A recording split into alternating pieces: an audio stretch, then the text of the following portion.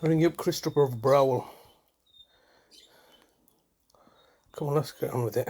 This is the Vodafone voicemail service for 0779247196. Please leave a message after the tone. When you finish recording, please hang up or press the hash key for more options. Oh yes, good afternoon, Mr. Browell. It's Mr. Hussain here, once again ringing yourself up regarding my brother, Mr. Talib Hussain. And today is Saturday, the 9th of September, 2023, and the time is around about midday. And I'm leaving yourself another message today. Obviously, your phone's off. And just one second. Your phone's off because it's a Saturday. So you are using your phone during the week. You are clearly getting my messages. You're simply ignoring my messages.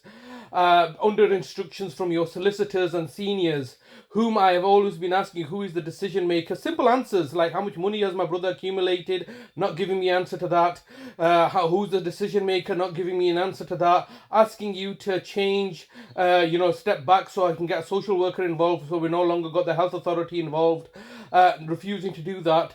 And effectively sitting on the bench waiting every 2 weeks, a fortnight, to check up on me and monitor me in order to see that if I've had a carer breakdown, in order for you to come and abduct my brother. And that was obviously clearly failing, because every 2 weeks I was ringing yourself up. I eventually had to raise a complaint regarding your conduct and behavior, because on the background, in April of the previous year, 2022, you had got in touch with my brother's GP practice, which I feel is unlawful, clearly against the Data Protection Act. You've got no authority. You, the local authority, have got no authority to contact the GP services, but you do so under the false pretense of safeguarding.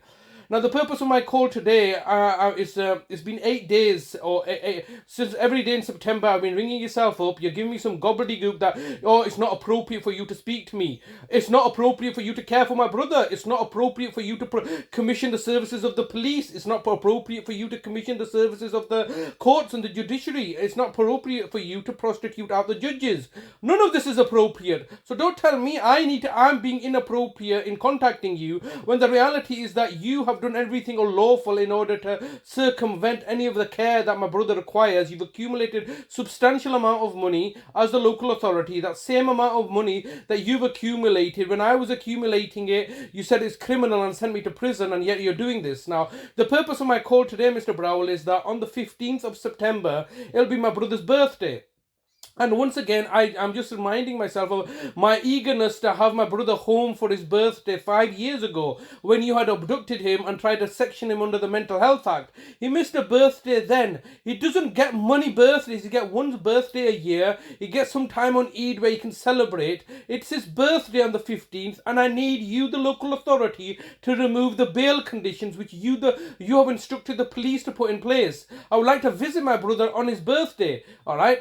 He doesn't go on holiday. The last time I took him on holiday was in 2019, as you're aware, at a personal cost to myself. Subsequently, he's not gone on holiday. All the money that he's getting in benefit money, you've been accumulating unlawfully by getting him to have signed over his appointeeship when you had him unlawfully in your care and custody in October 2018.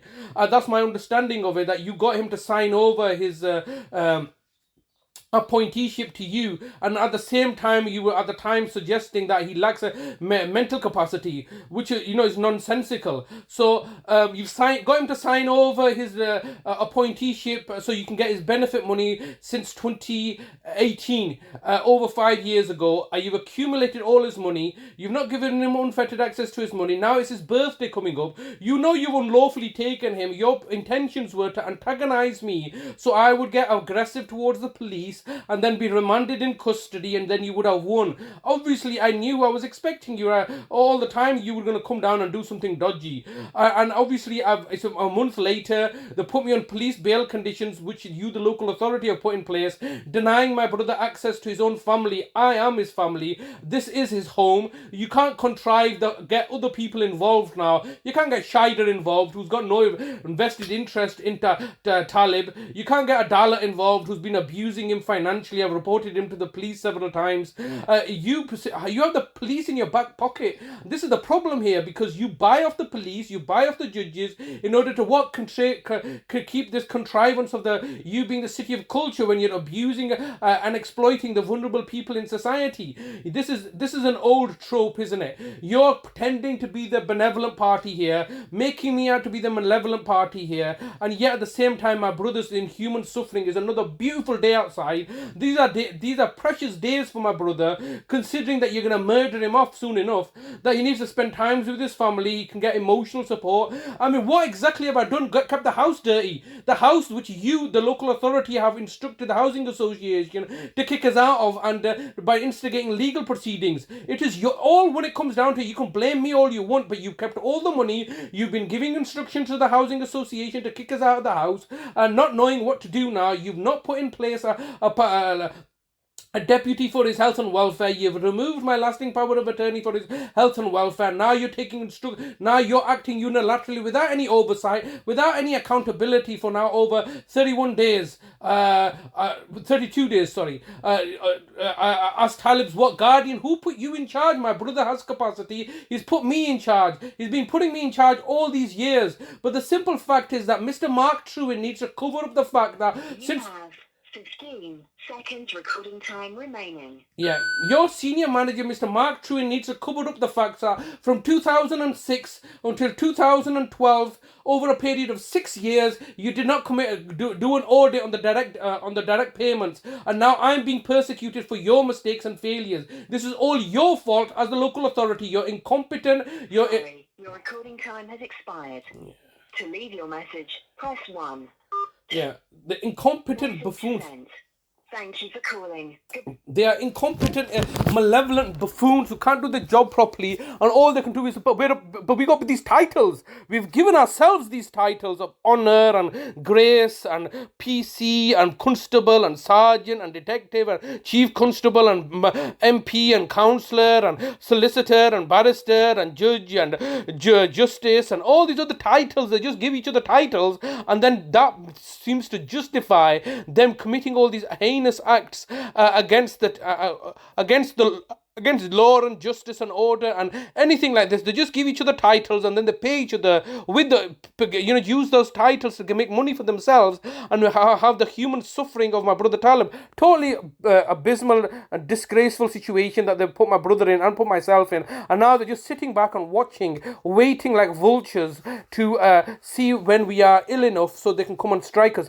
Total city of vultures. It's not a city of culture, it's a city of vultures that comes along and exploits the weak and the vulnerable in society, picks them off one at a time, gets everybody fighting with each other so they can come across as the benevolent arbitrators, when the reality is that they create the fustood, they create the antagonism in society against brother, mother, parents against children, children against parents, so they can become the official arbitrator and create humility amongst the people, saying, oh look, you did this, you should not have done this. The reality is that financial prudence is just one big con, and I'm on to them, and look at them refusing to speak to me. The housing association solicitor sending him letters and he can't reply to me. The city solicitor sending him letters and the emails and he's not replying to me. Why are solicitors refusing to engage with me? That is their last call, isn't it? When they get caught, oh no, you need to speak to a legal representative. Okay, all right. Well, Talib has sent his legal representative, which is me, and you're refusing to recognize me as his legal representative so you can get out of speaking to me. Absolutely horrendous, despicable and disgraceful of these professionals, because this is quite clearly racism, Islamophobia, xenophobia, in order to achieve their objectives. My brother has legally speaking, my brother is fully protected, but they want to exploit that for their own benefit.